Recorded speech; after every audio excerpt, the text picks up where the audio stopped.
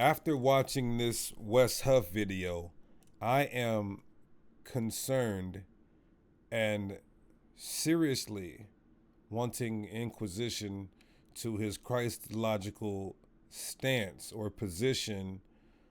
After watching this video, I'm a bit puzzled. I haven't seen any theologians or scholars say what Wes Huff is about to say. This isn't an attack. It's just me. Maybe I have to dig more into his videos. I know his catalog or body of work may not all be on YouTube. I may have to research some of his dissertations or articles that he may have done. Or maybe you guys can get in the comment section and clarify or rectify me on what I'm hearing here. All right, I wanna play this, y'all, and let me know if I'm tripping. Let me know if I'm bugging.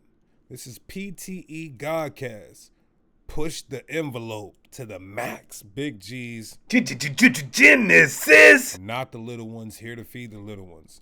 Let's play this, y'all. Tell me if I might be bugging. Jesus' detractors see him heal someone and say your sins are.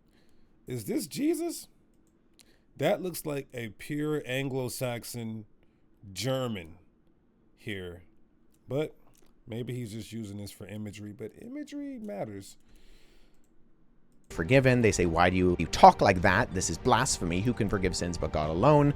And Jesus, what does he do? Does he correct them, saying, no, I'm not God. I'm doing this by the power of God? No, he doubles down. He says, no, it's easier for me to say your sins are forgiven. He's claiming to have that divine prerogative. In Mark chapter 3, Jesus casts out demons by his own power. Chapter 3.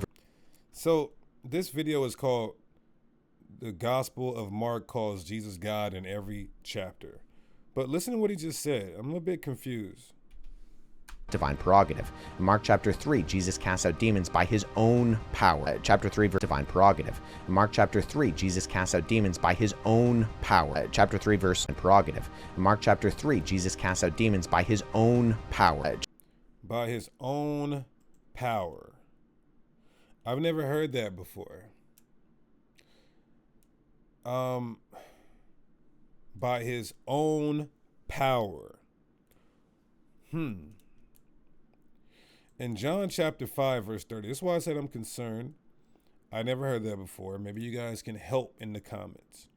In John 5 and 30, Christ says, I can do nothing on my own. So either he's doing it on his own or he's not doing it on his own. Because what I see in the text is the Father instilling and giving him, imparting into him that power and authority. So when you say by his own power, in Matthew 28 and 18 says, and Jesus came and spake unto them, saying, all power is given unto me in heaven and earth. This is a power given unto him, not of his own. Even when you read John chapter 5, which I didn't pull up, the particular verse where it says, the Father has life in himself and he has given that power, that life in himself to the Son. So, yeah, I was a bit confused about that. I'd have to continue watching or maybe researching his Christological position here. But going further in the same video, I want to play something else. Heaven in Exodus, it is Jesus who does it in Mark. Chapter 9, then you have the Transfiguration. Chapter 9, verses 2 to 5. Jesus takes Peter, James, and John up on a mountain, and then he appears in a blinding white. And Mark says that the white is whiter than any launderer would ever be able to bleach. And who is Jesus seen on the mountain with? It's Moses and Elijah. Now, there are only two people in the Hebrew Scriptures who climb up on a mountain to commune with God. Moses in Exodus 24 and Elijah in 1 Kings 19. What if when Moses and Elijah walked up on Mount Horeb, time collapsed, and when it says that they talked with Yahweh, they were actually talking with Jesus? There are only two people who climb up on a mountain to talk to God. Those happen to be the two people who climb up on a mountain and talk with Jesus in Mark 9 in the Transfiguration. Now I could go on. So he's asserting that at least he gave a disclaimer and said, "What if?" But the fact that Hebrews chapter 1, verses 1 and 2 says, "Long ago at many times and in many ways God spake unto our fathers by the prophets. But in these last days he has spoken unto us by his Son."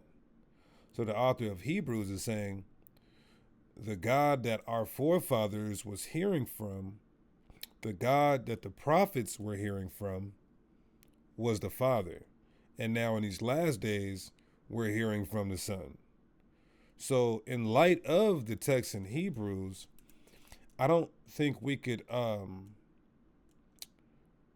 try to say that that was Jesus that Elijah was talking to when he climbed the mountain, or that that was Jesus who Moses was speaking to when he climbed the mountain. I think that would cause a problem, a bit of a contradiction in light of the text of Hebrews 1 and 2. So I'm just doing some studying, going over some videos, and these are some sincere questions that I have, some concerns.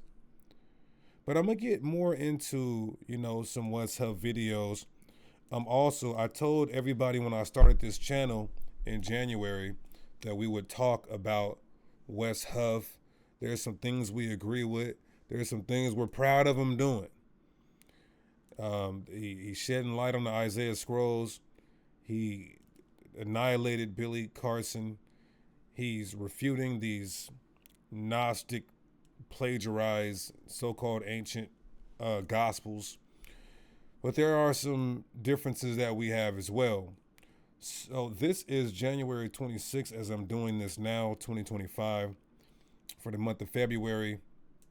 I'm not sure which apologists we're going to highlight and magnify and shine the light on, and we'll do some agreeing and we'll do some critiquing. But you guys can put it in the comments. Let me know who you guys think I should look at, who we should talk about, who we should, go into, all right, on the PTE Godcast. And we going to close this out, y'all, by saying peace, blessings, and we out.